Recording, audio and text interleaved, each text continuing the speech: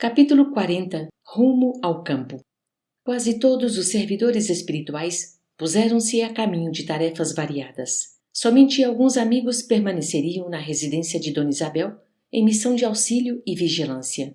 Notei que Aniceto continuava distribuindo instruções diversas, dirigindo-se, em caráter confidencial, a determinados companheiros a respeito da missão que lhe confiara Telésforo. Antes do meio-dia, porém, convidou-nos a acompanhá-lo. Na oficina, disse-nos bondoso, encontramos revigoramento imprescindível ao trabalho. Recebemos reforços de energia, alimentando-nos convenientemente para prosseguir no esforço, mas convenhamos que, para muitos de nós, a noite representou uma série de atividades longas e exaustivas. Necessitamos de algum descanso. Voltaremos ao crepúsculo. Aonde iríamos? Ignorava.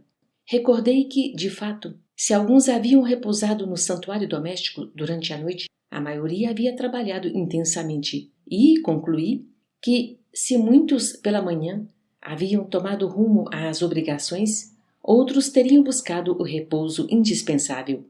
Aonde vão? Perguntou um companheiro da vigilância que se fizera nosso amigo.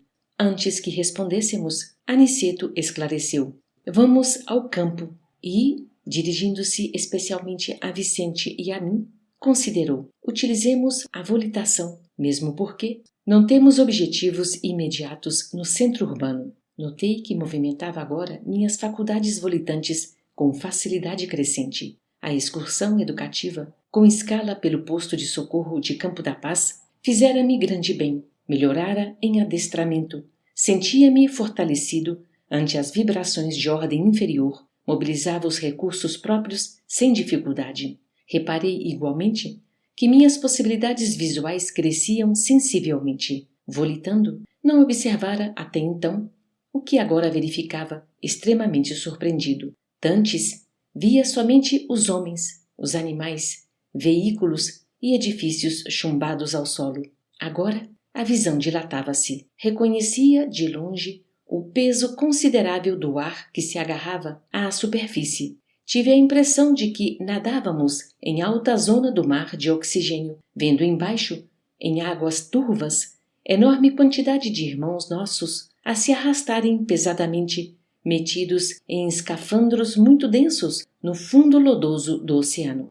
Estão vendo aquelas manchas escuras na via pública? Indagava nosso orientador, percebendo-nos a estranheza e o desejo de aprender cada vez mais. Como não soubéssemos definir com exatidão, prosseguia explicando. São nuvens de bactérias variadas. Flutuam quase sempre também em grupos compactos, obedecendo ao princípio das afinidades. Reparem aqueles arabescos de sombra, e indicava-nos certos edifícios e certas regiões citadinas. Observem os grandes núcleos pardacentos ou completamente obscuros. São zonas de matéria mental inferior, matéria que é expelida incessantemente por certa classe de pessoas. Se demorarmos em nossas investigações, veremos igualmente os monstros que se arrastam nos passos das criaturas atraídos por elas mesmas. Imprimindo grave inflexão às palavras, considerou: tanto assalta o homem a nuvem de bactérias destruidoras da vida física,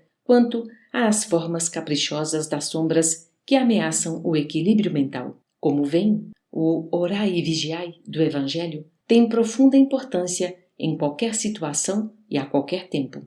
Somente pessoas de mentalidade positiva, na esfera da espiritualidade superior, conseguem sobrepor-se às influências múltiplas de natureza menos digna. Interessado, contudo, em maior esclarecimento, perguntei: mas a matéria mental emitida pela criatura inferior tem vida própria, como o núcleo de corpúsculos microscópicos de que se originam as enfermidades corporais? O mentor generoso sorriu singularmente e acentuou: como não? Vocês, presentemente, não desconhecem que o ser humano terreno vive num aparelho psicofísico.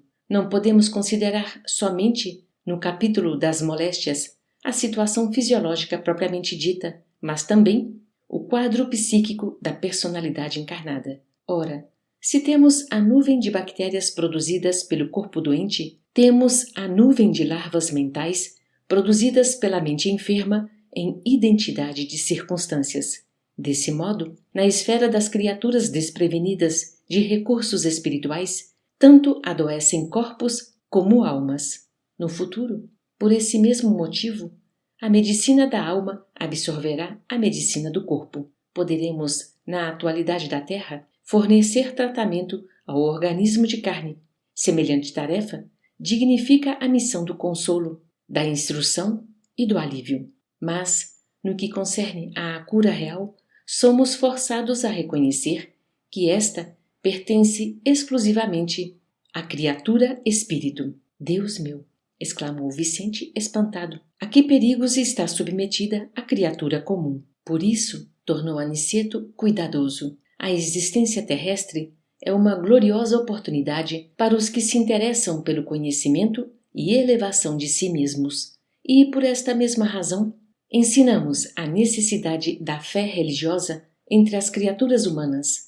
Desenvolvendo essa campanha, não pretendemos intensificar as paixões nefastas do sectarismo, mas criar um estado positivo de confiança, otimismo e ânimo sadio na mente de cada companheiro encarnado.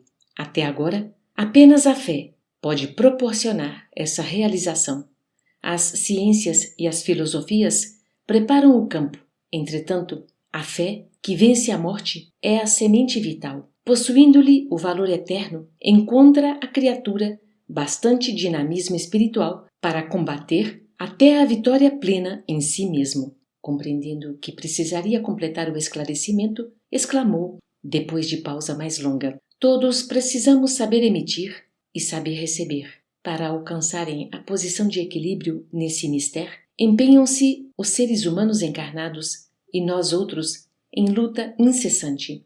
E, já que conhecemos alguma coisa da eternidade, é preciso não esquecer que toda queda prejudica a realização e todo esforço nobre ajuda sempre. As explicações recebidas não poderiam ser mais claras. Aquela visão, porém, de ruas repletas de pontos sombrios, a se deslocarem vagarosos, atingindo criaturas e máquinas nas vias públicas, assombravam-me. Sequioso de ensinamentos, tornei ao assunto. A lição para mim tem valores incalculáveis. E quando penso no alto poder reprodutivo da flora microbiana, Aniceto, contudo, não me deixou terminar. Conhecendo de antemão minha pergunta natural, cortou-me a frase exclamando: sim, André, se não fosse o poder muito maior da luz solar, casada ao magnetismo terrestre, poder esse que destrói intensivamente para selecionar as manifestações da vida na esfera da crosta, a flora microbiana de ordem inferior não teria permitido a existência de uma só criatura na superfície do globo. Por esta razão, o solo e as plantas estão cheios de princípios curativos e transformadores. E, abanando significativamente a cabeça, concluiu: nada obstante esse poder imenso, recurso divino, enquanto as criaturas, herdeiras de Deus, cultivarem o campo inferior da vida, haverá também criações inferiores, em número bastante, para a batalha sem tréguas em que devem ganhar os valores legítimos da evolução.